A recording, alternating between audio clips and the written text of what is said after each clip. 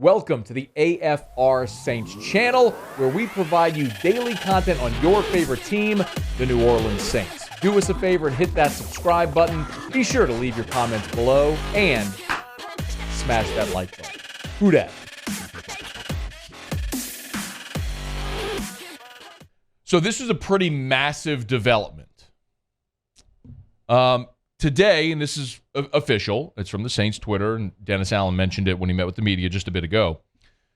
Dennis Allen said Andy Dalton will start this week against the Raiders. It's official from the Saints. And you may shrug your shoulder and go, Matt, what's the big deal? Andy Dalton's been starting since week 4 in London. And you'd be right, except that this is not injury related. Dennis Allen pointed out that Jameis Winston did, in fact, participate fully at practice. They are making this decision based on performance, according to Dennis Allen. Okay, so this is massively significant here moving forward. Because if the Saints have made the decision that they are going to move forward with Andy Dalton, even with a healthy Jameis, in many respects, that tells you what this organization feels about their future or lack thereof with Jameis Winston. Nick Underhill from NewOrleans.football tweeted a bit ago, Dennis Allen says the decision to go with Andy Dalton is a, quote, offensive decision. Says they're going to continue what they're doing with Dalton. DA says Jameis Winston is healthy. This is about performance. Now, it is worth noting that Nick Underhill also tweeted earlier, it reported that Jameis is not 100%. That should not come as a surprise, okay? That designation of being 100% or not 100% shouldn't come as a surprise, okay? Remember, Jameis is dealing with a fracture in his back. I'll remind you, a couple of the comps that we drew back when this injury occurred. Tony Romo dealt with a fracture in his back in 2016. The original timetable when Romo was out was 6 to 10 weeks. Now, we never saw Romo play again for Dallas. Dak, Wally pipped him. But 6 to 10 weeks was the original time frame given Romo back in 2016.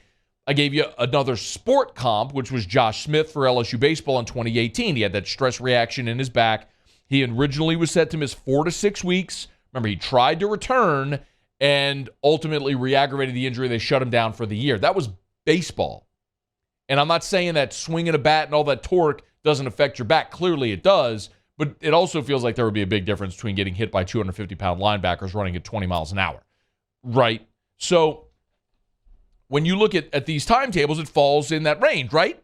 4 to 6 weeks, 6 to 10, right in that 4 to 6 weeks, 6-8 weeks range. Jameis is at 5 weeks from, when, not from when the injury first occurred, but he's sat now for 5 weeks from that game against Carolina at week 3 until now. He hasn't played. So he's worked back in a little bit. Listen, hindsight's 2020, obviously. I can go back and point out when you look at this time frame that Jameis Winston should not have played against Carolina. I said at the time, and it holds true now.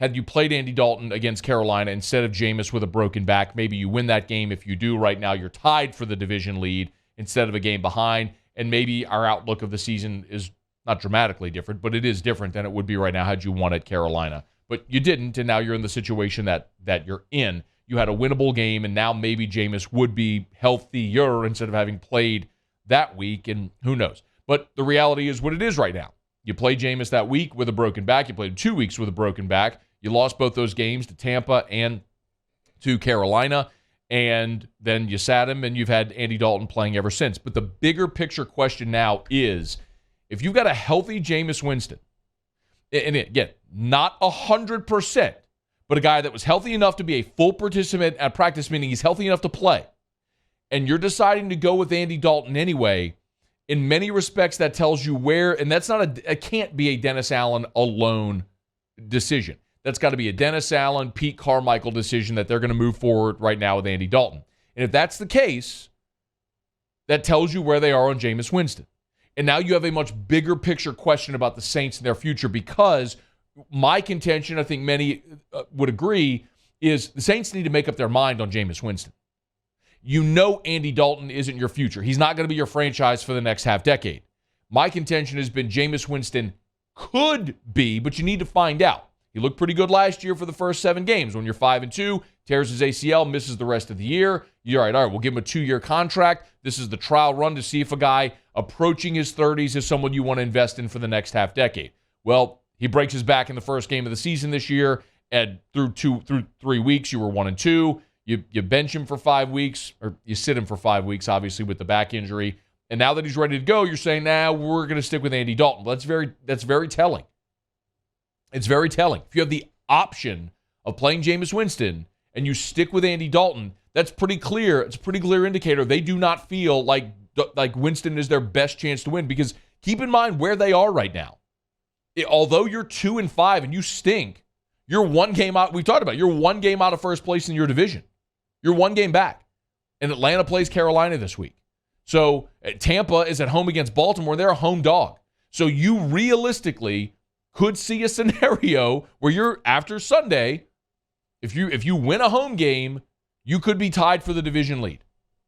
So how wild would that be, too? Like, if Carolina beats Atlanta, Tampa loses, and the Saints win, the whole division would be tied.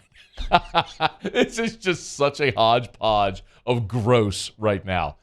But somebody's going to win it, and it could be New Orleans, but clearly they're telling you right now they think Andy Dalton's a better option than Jameis Winston, which gives you a much bigger question, which is, okay,